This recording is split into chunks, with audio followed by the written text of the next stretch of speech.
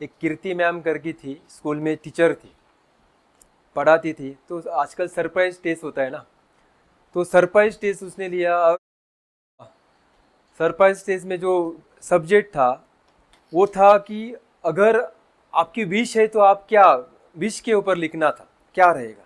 तो सारे बच्चों ने अपने अपने विश जो थे क्लियर किया। बाद में वो जो कीर्ति मैम थी वो पेपर वेपर सबके इकट्ठा करके स्कूल अपने घर आ गई। घर आने के बाद उसके जो सास ससुर थी वो मोबाइल में बैठे थे। उसका जो धीर था वो भी मोबाइल लेके था। उसका जो हस्बैंड था राजेश वो भी मोबाइल लेकर बैठा था। अब वो देखी सब लोग मोबाइल लेकर अपना अपना काम कर रहे हैं, तो बोला चलो अभी टाइम है तो क्यों ना पेपर चेक करें। तो पेपर चेक करते करते करते करते ना वो जोर से रोने लगी। उसको रोने देखकर राजेश बोला कि कीर्ति क्या हुआ, क्या रो क्यों रही। तो वो बोली कि आज ऐसा ऐसा सब्जेक्ट दिया था विश, तो वो मैं पेपर पढ़ रही हूँ, इसके लिए मुझे रोना आ रहा है।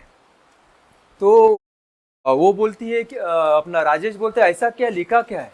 तो बोला है कि इस ये पेपर में लिखा हुआ है कि मैं जब भी घर जाता हूँ तो मेरे जो दादा है दादी है वो मोबाइल पे रहते हैं, उनको मेरे लिए खेलने के लिए टाइम ही नहीं रहता है ना। मुझे कोई कथा बोल सुनाते हैं, कहानी सुनाते हैं, उन वो तो मोबाइल पे रहते हैं।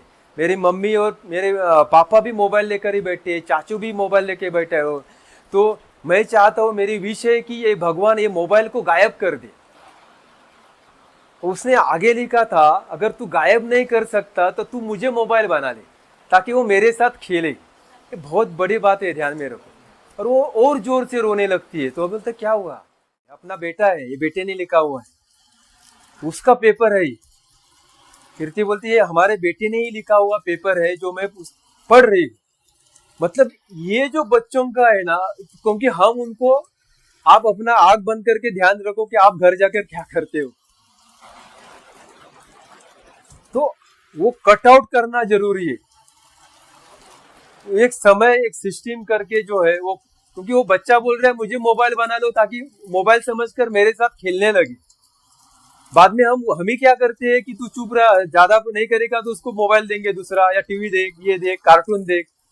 लेकिन अपना जो टाइम देने के लिए तैयार नहीं होते। बच्चे जो बोले, अच्छा बोले बुरे बोले, वो अपने पेरेंट को ऑब्जर्व करते रहते हैं। भले आपके मुंह पे आपको ना बोले कि छोटे छोटे चीज में उनका ध्यान रहता है पूरा। कम्युनिकेशन जरूरी है घर में।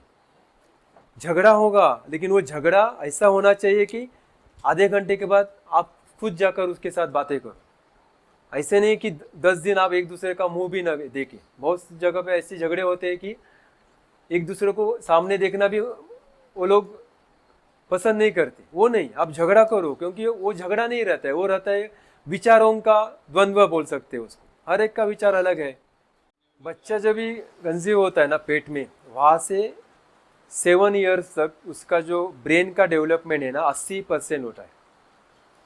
और हम लोग खुराक कभी देते हैं 7 साल के बाद। तो हम बच्चों को जीरो से, मतलब पेट से लेके 7 साल तक अगर हम घर में वातावरण अगर दूषित रखेंगे तो बच्चों का जड़न गड़न पूरा उसमें होगा।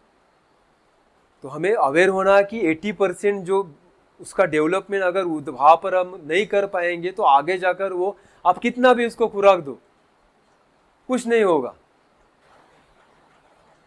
तो जरूरी है ध्यान में रखे, जिसके घर में छोटे बच्चे हैं या जो आगे जाकर आने वाले हैं, बहुत है कि घर के जो क्लेश है, झगड़े हैं, आप बच्चों के सामने अवॉइड करो। घर के फाइनेंशियल प्रॉब्लम्स हो या और कोई है मुश्किलें हैं, तो उसको नहीं, उसको इनसिक्योरिटी फील नहीं होनी चाहिए। तो वो ऑटोमेटिकली उसके मन में एक बार भर गया ना वो सब, तो आगे निकलना बहुत मुश्किल हो जाता है।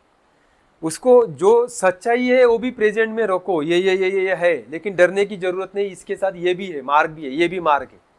लेकिन ये नहीं हुआ तो हम ये हो जाएगा, वो नहीं, हम क्या एकदम ऊपर जाते हैं, एकदम नीचे आते हैं। और अपना जो ट्रेस रहता है वो ट्रेस निकालने के लिए हम बच्चों के ऊपर गुस्सा निकालते हैं। अपना कोई सुनता नहीं है तो कौन, ये छोटा है उसको लगा लो। तो ये चीज़ है, ये अवॉइड करना है, पेशेंस बढ़ानी चाहिए।